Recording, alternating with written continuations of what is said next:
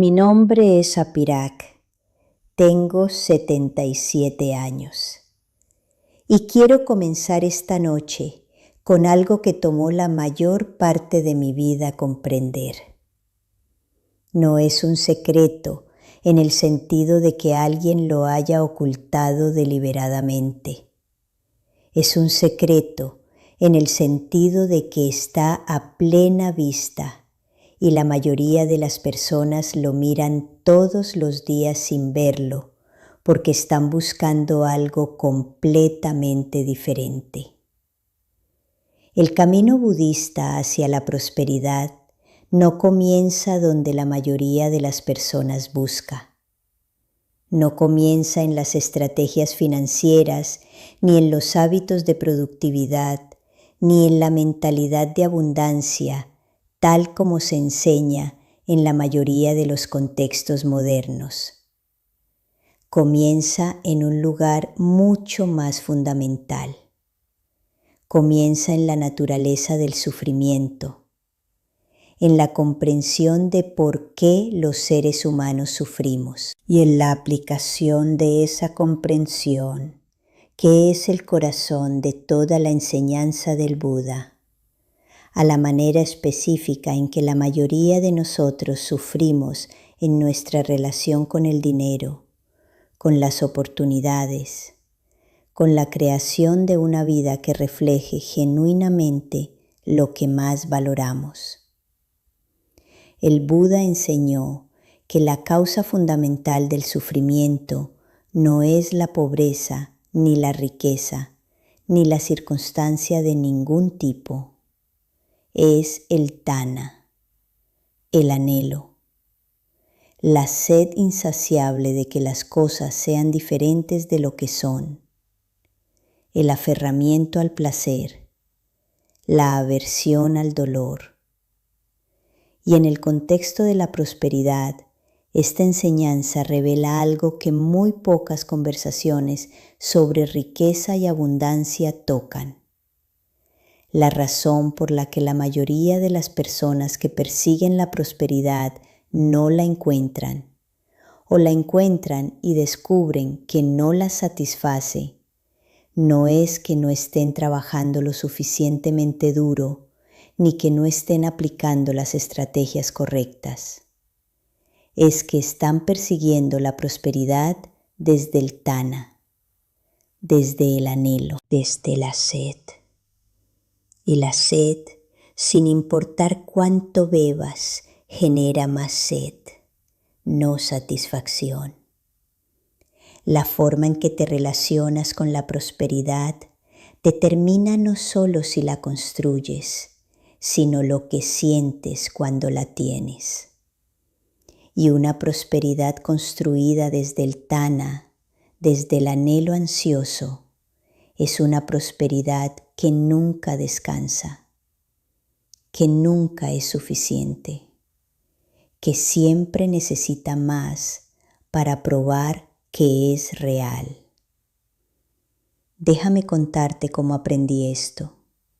No en un templo, en el fracaso.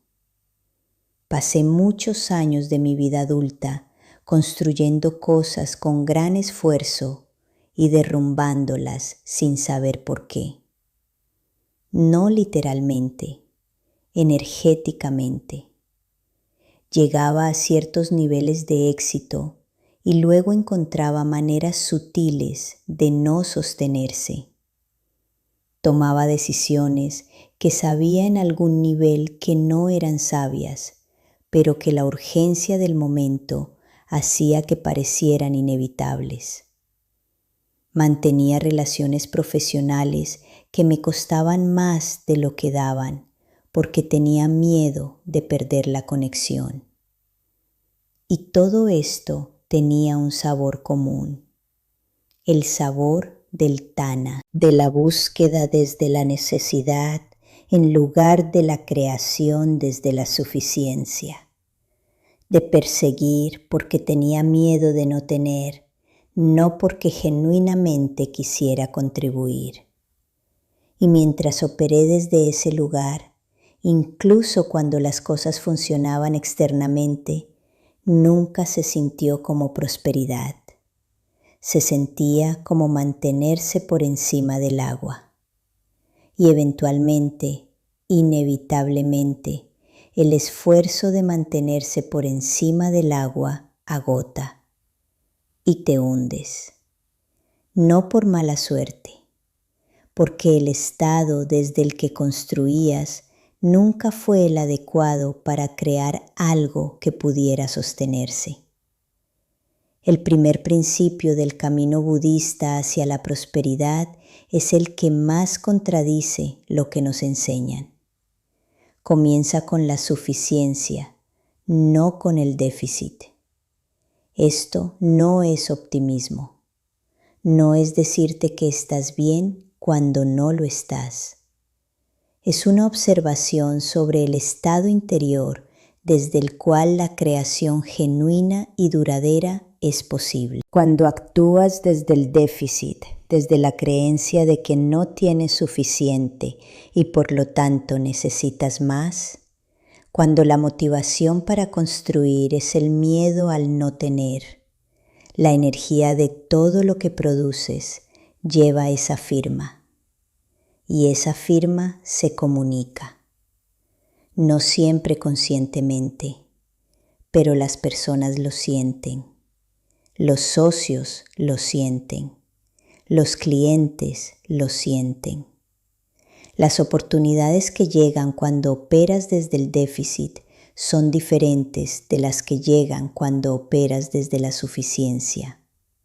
No porque el universo te recompense por tu actitud, sino porque cuando actúas desde la suficiencia, desde la genuina experiencia de que lo que tienes ahora es suficiente para comenzar, esa experiencia se expresa en la calidad de tu trabajo, en la calidad de tus decisiones, en la calidad de cómo te presentas ante las personas y las situaciones que podrían abrirte puertas. La suficiencia no es fingir que tienes más de lo que tienes, es reconocer genuinamente lo que ya existe, lo que ya eres capaz de hacer, lo que ya tienes para ofrecer. Y comenzar desde ahí, no desde lo que aún no tienes, desde lo que ya hay, desde esa base real, aunque modesta. La construcción es posible, de una manera que no lo es cuando operas desde la convicción de que lo que tienes no es suficiente punto de partida. El segundo principio es la práctica del desapego de los resultados, manteniendo claridad en la dirección. Sé que este principio se malentiende frecuentemente. El desapego no es indiferencia. No significa que no te importa si el proyecto funciona, o si la inversión genera retorno, o si el cliente dice sí. Significa que tu bienestar, tu sentido de valor, tu paz interior no están condicionados al resultado específico. Que puedes actuar con plena intención y pleno esfuerzo y luego relacionarte con el resultado, cualquiera que sea, sin que determine fundamentalmente si estás bien o no. Esta distinción, aparentemente pequeña, tiene consecuencias enormes en la manera en que operas. Porque cuando estás apegado al resultado específico, cuando tu bienestar depende de él, operas desde el miedo. Y el miedo produce el tipo de pensamiento, el tipo de decisiones, el tipo de relaciones que dificultan precisamente los resultados que necesitas. Pero cuando estás desapegado del resultado, mientras mantienes claridad en la dirección, puedes tomar los riesgos calculados que el éxito real requiere. Puedes recibir el fracaso como información en lugar de como veredicto. Puedes cambiar de rumbo cuando los hechos lo indican, sin sentir que cambiar de rumbo es admitir una derrota existencial. Si algo de lo que estoy diciendo está tocando algo en tu experiencia, si reconoces en estas palabras una manera de relacionarte con el dinero y las oportunidades que conoces, pero que quizás nunca has formulado así, quédate conmigo, porque lo que viene a continuación es la parte más práctica y posiblemente la más importante. Y si este espacio te ha dado algo útil, vuelve, porque este camino no se recorre una sola vez, se recorre todos los días.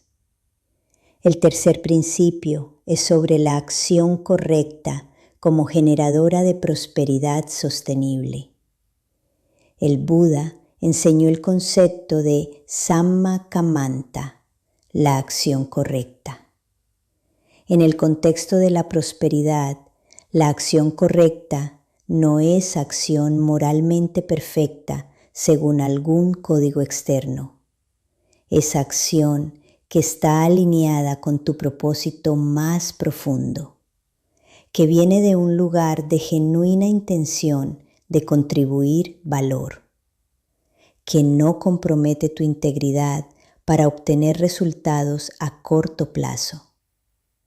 Y la razón por la que la acción correcta genera prosperidad sostenible es pragmática, no moral. Porque la prosperidad que se construye sobre la acción incorrecta, sobre compromisos con la integridad, sobre la extracción en lugar de la contribución, sobre el engaño, aunque sea menor, es prosperidad que requiere cada vez más energía para sostenerse, que crea grietas que eventualmente se vuelven fracturas, que no puede descansar sobre sí misma porque sus cimientos son inestables. Mientras que la prosperidad construida sobre la acción correcta, sobre la contribución genuina y la integridad consistente, tiene sus propias raíces. Se sostiene porque merece sostenerse. Porque la red de confianza que crea es el activo más valioso y más duradero que existe. El cuarto principio es la comprensión budista del karma en el contexto de la prosperidad. No karma en el sentido popular de retribución cósmica. Karma en el sentido original. Karma significa acción. Y la comprensión budista del karma es simplemente que las acciones tienen consecuencias. Que el tipo de persona que eres en la manera en que tratas a las personas, en la calidad del trabajo que produces, en la consistencia entre lo que dices y lo que haces, en la integridad de cómo manejas el dinero de otros y las oportunidades que se te confían. Ese tipo de persona crea un campo de consecuencias específico. No mágicamente, pragmáticamente, porque las personas observan. Porque la reputación se construye o se destruye, acción por acción. Porque las comunidades, los mercados, los ecosistemas profesionales tienen memoria. Y en esa memoria vive el karma. El registro acumulado de quién has sido en las interacciones que has tenido. Y ese registro, más que cualquier campaña de marketing o cualquier declaración de valores, determina el tipo y la calidad de las oportunidades que se abren o se cierran ante ti. El quinto principio es quizás el más contraintuitivo de todos: la generosidad como práctica fundamental de prosperidad. El Buda enseñó dana, la generosidad, como el primero de todos los entrenamientos espirituales, no como una práctica opcional para cuando tienes suficiente, como la práctica que crea las condiciones para la suficiencia. Y la razón no es mística, es psicológica y es pragmática. Dar genuinamente, dar sin la expectativa específica del retorno, dar desde un lugar de verdadera elección en lugar de obligación, hace dos cosas muy concretas. Primero, interrumpe el estado de escasez en el que muchos de nosotros operamos. El estado de escasez dice que no hay suficiente para dar. Y cada vez que das, cuando ese estado te dice que no puedes permitirte hacerlo, estás cuestionando el estado con la acción. Estás creando evidencia experiencial de que sí hay suficiente, que puedes dar y seguir teniendo, que la abundancia funciona diferente de lo que la mentalidad de escasez afirma. Segundo, la generosidad genuina crea el tipo de red de confianza y de reciprocidad que es la infraestructura real de toda prosperidad sostenible. No la reciprocidad transaccional del dar para recibir. La reciprocidad orgánica que surge cuando las personas saben que eres alguien que contribuye genuinamente, que no calcula cada interacción, que da cuando puede. Y eso crea un tipo de relación con el mundo que el cálculo nunca puede producir. El sexto principio es la práctica de la atención plena en las decisiones financieras. La mayoría de las decisiones financieras que comprometen la prosperidad a largo plazo se toman desde estados de no atención, desde la urgencia que borra la perspectiva, desde el miedo que distorsiona la evaluación, desde el entusiasmo no examinado que omite los riesgos. La atención plena aplicada a las decisiones financieras es simplemente la práctica de tomar las decisiones que importan desde un estado de claridad, de notar cuándo estás a punto de tomar una decisión importante y preguntarte desde qué estado interior la estás tomando. ¿Desde el miedo? ¿Desde la urgencia? ¿Desde la presión social? ¿O desde una comprensión genuinamente clara de lo que está en juego y de lo que se alinea con tus valores y tus objetivos más profundos? Esta práctica no te hará tomar decisiones perfectas. Nada puede hacerlo, pero reducirá significativamente la cantidad de decisiones que lamentas profundamente, que tomaste en un estado que nunca fue propicio para la sabiduría. El séptimo principio es el que une todos los demás. Es la práctica de la ecuanimidad frente a las inevitables fluctuaciones de la prosperidad.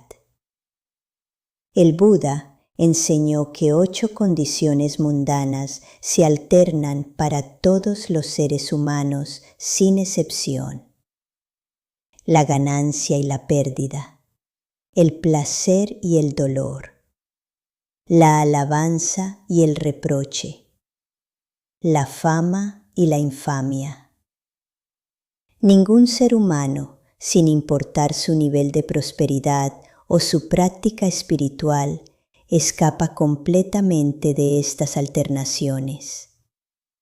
La prosperidad fluctúa, los mercados cambian, las circunstancias evolucionan. Las personas que creías aliadas se convierten en adversarios. Los proyectos que creías seguros se derrumban y los que creías imposibles florecen.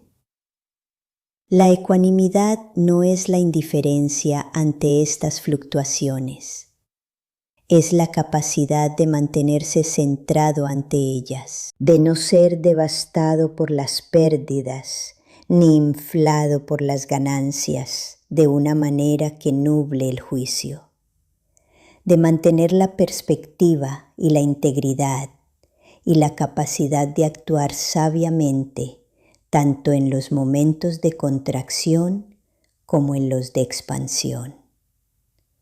Mi nombre es Apirak. Tengo 77 años. Vivo en un templo donde estas enseñanzas no son filosofía abstracta, sino la textura de cómo vivimos cada día.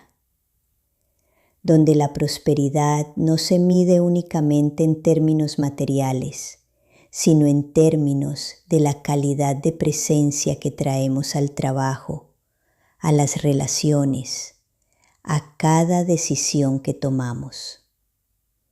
Y lo que he visto en 77 años de vida y décadas de práctica es que el camino budista hacia la prosperidad funciona. No porque sea mágico, porque es honesto sobre la naturaleza humana, sobre lo que realmente crea valor duradero, sobre los estados interiores desde los cuales la construcción genuina es posible, y sobre la manera en que la integridad y la generosidad y la claridad de propósito, cuando se practican consistentemente, crean el tipo de campo de consecuencias en el que la prosperidad real tiene suelo en el que crecer y raíces en las que sostenerse. Antes de despedirnos, quiero preguntarte algo. De los 7 principios que he compartido esta noche, ¿cuál es el que más directamente contradice la manera en que actualmente te relacionas con la prosperidad? No el que te parece más interesante, el que más contradice. Porque es ahí, en ese punto de contradicción, donde el mayor trabajo y el mayor potencial de transformación probablemente viven. Cuéntame en los comentarios. Y si hay alguien en tu vida que está buscando una manera diferente de relacionarse con el dinero y las oportunidades, comparte esto con él. Porque este camino budista que pocos comprenden completamente, merece ser conocido por más personas.